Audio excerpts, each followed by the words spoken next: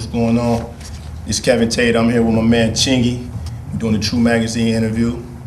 Just wondering, how you doing today, man? I'm good. I'm chilling. That's right. Good to see you, man. Yes, sir. You know, it's kind of good to see you around these days again, man. Oh, yeah, man. Doing your thing, man. Right on. Let me ask you this, man. Though first, you got any plans on starting another label? Yeah, actually, I got my label Slaughter Lot Records, in which I got a couple artists on there. I got my little cousin Spiffy, my little sister Ziggy, and my homeboy MC. But we're gonna focus on Spiffy first, trying to get Spiffy a deal or whatever. So he working on this project called The Troublemaker or whatever. Okay. It's been going good. He been on the road with me. You know what I'm saying?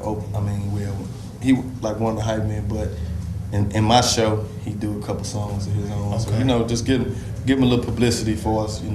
Going on. We just got back from Dubai, Bahamas. We're going to Japan, and over here we're gonna be touring. So give them a little publicity first, and then we're gonna go on and get it. Let me ask you this: were you happy with the success? Like your last two albums, even considering how Capitol did you and whatever? I'm always happy with what my albums do, whatever they do, man. You know what I'm saying? Even though I feel like sometimes, like with the Keep Hood it Store, real, man. Oh yeah, no, I am. With the Hood Store album, I don't think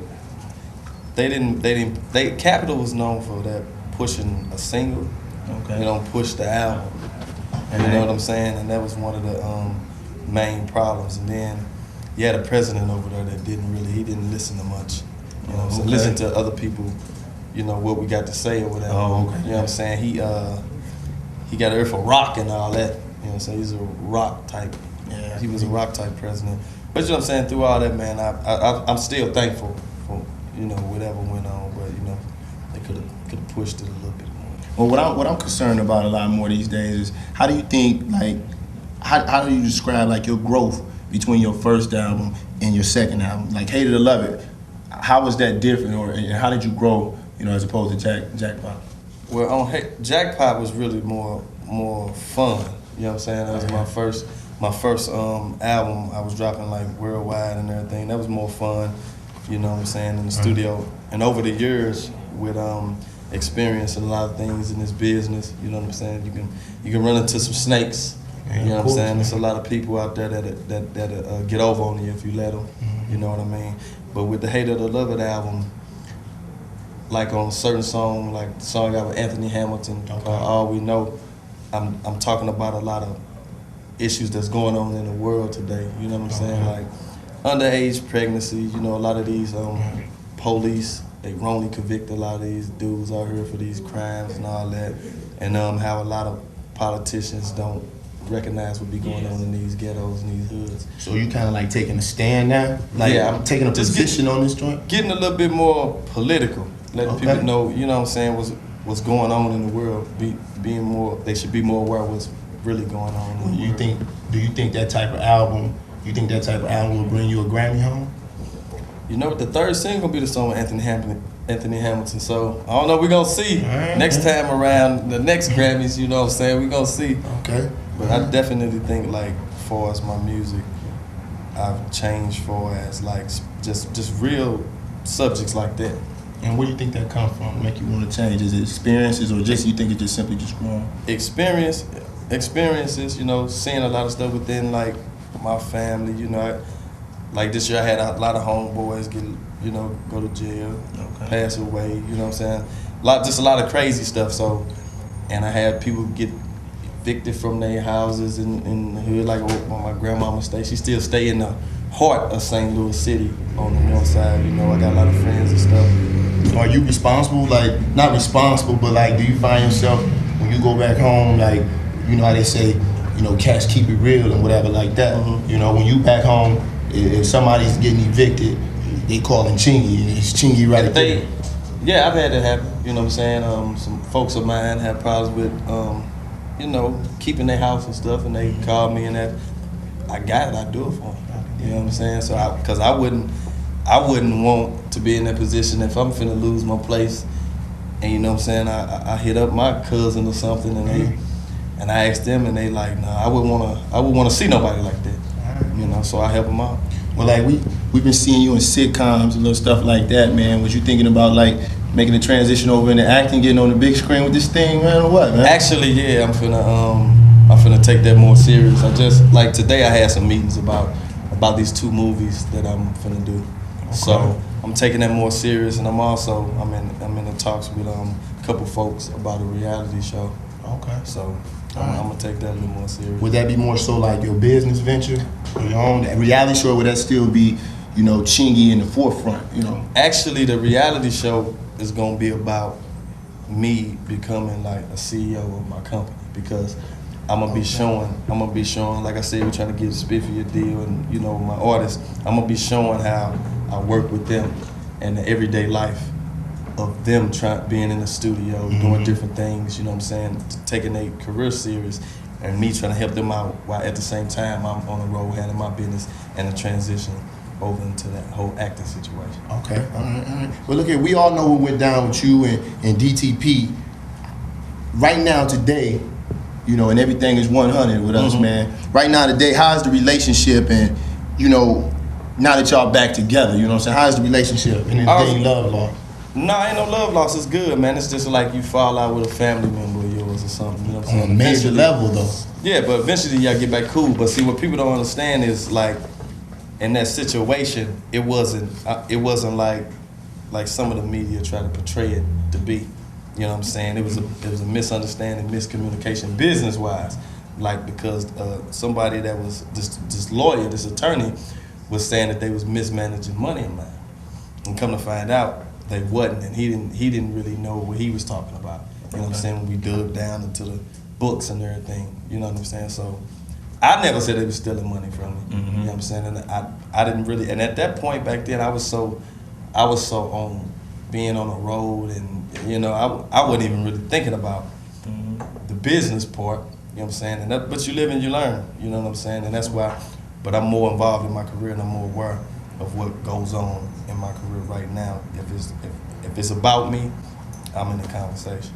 What do you think if I had somebody who's a representative from DTP sitting in that chair, and I say, what was the deal with the Chingy situation? They'll tell you the same thing. You know what I'm saying? Because if it was anything like that, any bad blood with that situation, I wouldn't be working back with them. It's funny you even use the word blood. When we understand, man, you was involved in a blood organization, kind of, sort of. And how did you go from being that to being, Chingy the rapper? How did that go, man? How did that transition come about? That's back when I was young, in my teens. I was young, but the neighborhood I come from in St. Louis is a blood neighborhood. Okay. You know what I'm saying? And all my older cousins, my brothers, everybody, they was bloods. You know what I mean? So I always hung around them. So I grew up. So you never was really out there like banging like that? Yeah, I was. Okay, and then you said, well, one day I'm gonna be Chingy now. But I had a goal. Okay. You know what I'm saying? My goal was to do music. You know what I'm saying? And so I just stayed at that. Trying to perfect my craft with that, and then I realized when I was getting older, man, like that's stupid. Right. You know what I'm saying? All that craziness, but got me to her. Yeah, hey, I respect that. So I had to go through that to get to her. I respect it, man, definitely. In the future, do you think you'll probably be doing more acting as opposed to rapping? Would you say? So when I was just in one of the meetings, they asked me that.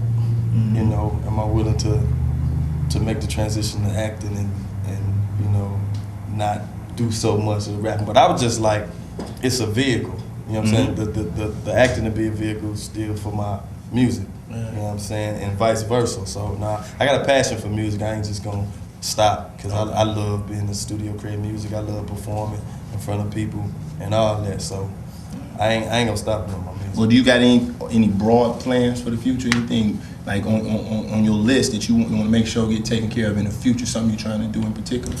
Well, actually, I'm part owner of this restaurant in Miami called 510 Ocean.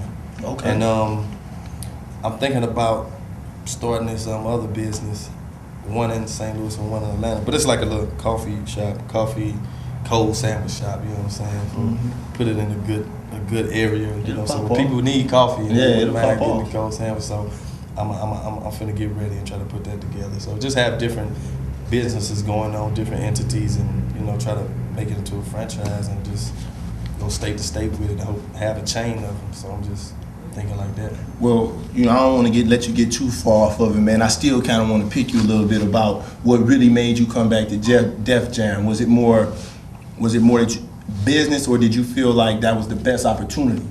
Actually, the situation that with me going to Def Jam was, this is when the whole Capitol, they was emerging with Virgin Records, and I was talking to my lawyer, and this is around the time we was discussing getting back with Disturbing the Peace. Mm-hmm. And so by me getting back with Disturbing the Peace and the whole Capitol thing, they was over there.